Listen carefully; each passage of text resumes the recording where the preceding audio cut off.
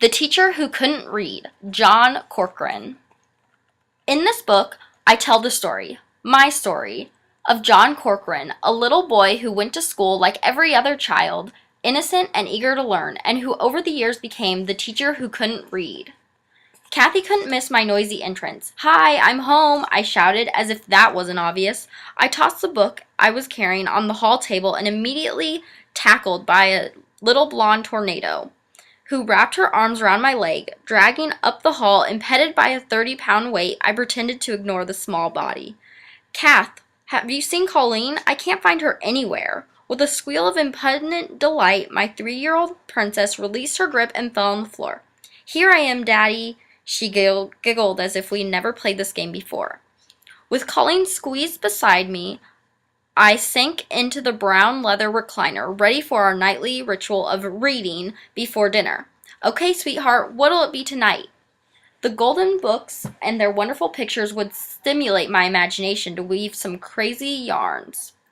Colleen had a surprise for me that night. "Read this, Daddy," she said, snuggling closer to me. She held out a new book, one with smaller pictures and more words.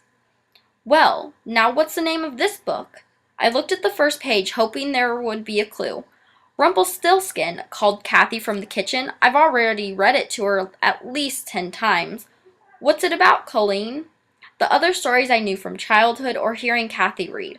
All I needed to do was embellish them with a little drama, but this time I was stuck.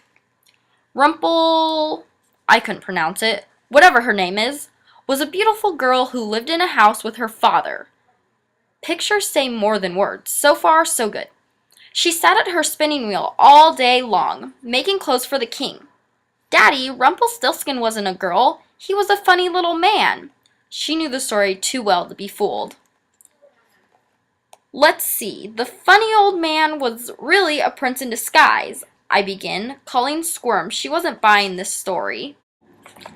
"That isn't the way Mommy read it." She jumped off my lap and ran to her treasure case, an old bookshelf I had painted red and white to match her room. She picked out a different book for us to read that night.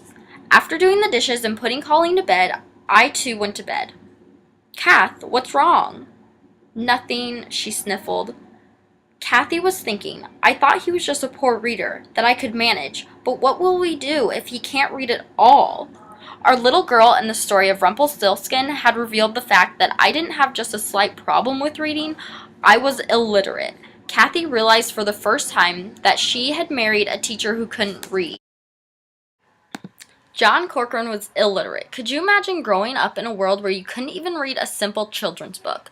John went through most of his life not knowing how to read. He would cheat and find other students to do his work for him. In college, his girlfriend wrote all his papers while he told her what to write.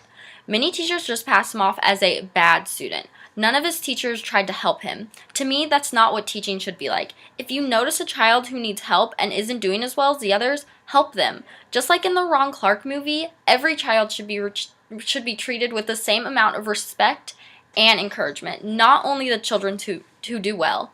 Helping students learn and be excited to learn should be a priority and one of the reasons that you want to become a teacher. I know it's my number one reason in helping me decide to become a teacher. I want to be able to change children's life just like Ron Clark and to be able to help students like John Corcoran.